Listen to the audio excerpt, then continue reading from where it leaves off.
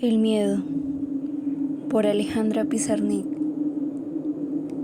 En el eco de mis muertes, aún hay miedo. ¿Sabes tú del miedo? Sé del miedo cuando digo mi nombre. Es el miedo con sombrero negro escondiendo ratas en mi sangre, o el miedo con labios muertos bebiendo mis deseos. Sí,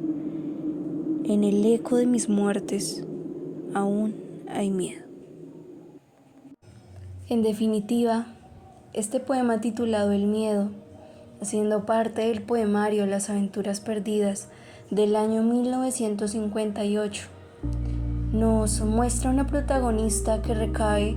a una profundidad del sentir temor, esa angustia de vivir y a todas esas sensaciones que se dan al perderse a sí mismo o al abandonar una identidad, quizás para reivindicar una búsqueda de un autorreconocimiento. El título, que dimensiona una palabra tan grande y tan compleja, la cual se repite varias veces y es el tema central del poema, la cual es el miedo, recoge un mar de enigmas que solo la poeta puede responder, dar un significado y sentido. Así, este término desde Pizarnik remite al pavor de un futuro ignoto, a las diferentes etapas de vida que se avecinan al ser humano, en cómo tenemos miedo a que lo que hacemos hoy pueda ser consecuencia del mañana. Entonces, el poema quizás y probablemente pueda representar esta poeta, demostrando que ésta, al estar en sus 20s, 1958, recae en el limbo de entrar desde sus etapas de juventud a la adultez, en donde se encuentra con su yo pasado de infancia, con su yo futuro de adulta, y chocan para morir de a poco y crear de esta manera un yo ideal que es condenado a un ideal social, a un ideal político, a una idea compleja que la hace ser colectiva y no individual, cosa que para ella ese miedo es esa muerte. Es el hecho de que deba de morir ella para convertirse en un constructo social, en un rol nada más al cual deba seguir. Es así como de a poco interpretaré cada uno de los versos que están en este poema, empezando con lo más maravilloso, en el cual se encuentra en el eco de mis muertes, aún hay miedo. Esto, que también se repite al final, como para reafirmar lo dicho, nos da a entender que la protagonista tuvo versiones pasadas que hacen eco y que su presente futuro posee experiencias que no ha vivido, sentido o que no se ha atrevido a hacer o a hacer, quizás por el mismo miedo o ese pavor, ese temor que le tiene a vivir como ella quiere ser. Sin embargo, hay una profundidad entre la sujeta interna de la poeta, ya que hay una simple relación entre la protagonista y esta, cuando esta, de manera de ritual, condena y quiere ver con desprecio la muerte de sus vivencias pasadas. Quiere ver morir esa niñez, esa infancia, esa adolescencia, donde refleja una inocencia, un temor, un amor, quizás esas amistades que ya fueron, ya desaparecieron, y donde no hay retorno. Porque tal cual como lo quiere la protagonista y la poeta, es el hecho de no volver atrás, no mirar atrás, dejarlo todo y poder sentir que ahora sí va a estar bien, va a estar viva, pero existen los autoengaños. Y bien, algo intrigante es el hecho de que la poeta logre relacionar al lector y de manera directa le cuestione en el siguiente verso, le diga: ¿sabes tú del miedo? Y es allí donde como lectores quizás podemos reconocer ese sufrimiento que está viviendo la poeta, porque quizás alguna vez sufrimos las mismas preguntas que se está haciendo esa protagonista, Y es que realmente esta pregunta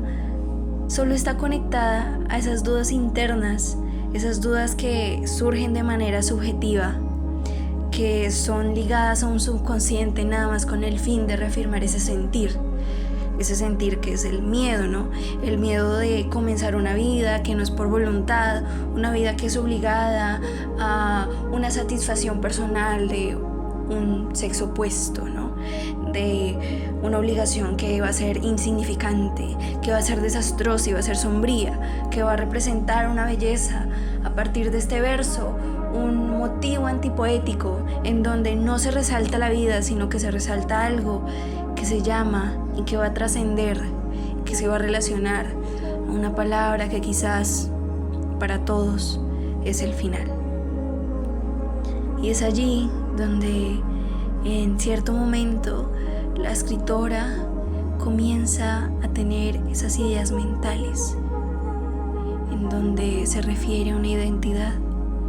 en donde en el siguiente verso dice: sé del miedo cuando digo mi nombre. Y es que el nombre se refiere a esa designación para dar un sentido único a la existencia, ¿no? Como lo veníamos mencionando en el poema anterior, siendo así la relación entre el nombre propio y el miedo como un medio de reafirmación desde el psicoanálisis, donde hay unas diferentes versiones de Alejandras que ha creado la poeta y que quieren alcanzar un yo ideal, ¿no? En donde no recaiga en un autoengaño o en una ilusión, donde siempre sea visible lo que puede ser y no lo que realmente es, en donde las muertes tomen un valor ceremonial, en donde cada muerte que genera agotamiento, vacío y tristeza, nada más de un inicio a otra, quizás para lo mismo, pero que realmente sea banal, sea simple, sea lineal. Es así como Pizarnik intenta sobrellevar la vida encerrándose a sí misma en lo íntimo, quizás para intentar sobrellevar todas esas dificultades y problemas que le pasan. Y de esta manera lo protagoniza. En este verso, en todo el poema, hay una inseguridad hacia lo desconocido e imaginable, puesto que a la autora realmente no le interesa su realidad. Realmente le interesa más el reinventarse, el conjurar lo negativo para intentar contrarrestar lo que realmente siente, lo que la define, lo que realmente al final termina siendo también un autoengaño, una amenaza que ella misma se da de muerte, al sentir todo lo que es positivo, pero también al sentir todo lo que es negativo. Y es así como nos menciona esa metáfora de que es el miedo con sombrero negro, cuando se relaciona lo cercano del miedo con la muerte, donde esa emoción se transforma en un plano oscuro, se personifica desde un ámbito gótico, en donde ya el miedo no es solo un miedo intrínseco de pavor, sino que es un asesino de ideas, de impulsos, de ganas de vivir, que está constantemente atacando esos pensamientos internos que quizás nos impulsan a lograr destacarnos con acciones que den un sentido vivido. Pero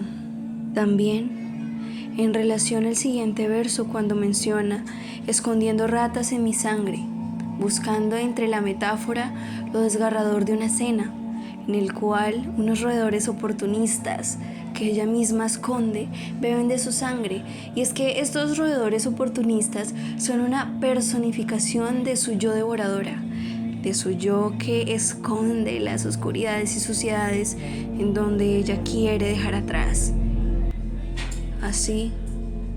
vuelve a caracterizar al miedo con la muerte cuando menciona: o el miedo con labios muertos, intencionándolo desde un aspecto obsesivo y paranoico, donde el verso que sigue, bebiendo mis deseos, es tan directo y tiene un tono melancólico, sombrío y lúgubre, que expresa que la vida, las cotidianidades y esas interacciones con el otro solo le arrebatan su felicidad, y que realmente la muerte misma y el pavor que le tiene es nada más ese acto liberador que necesita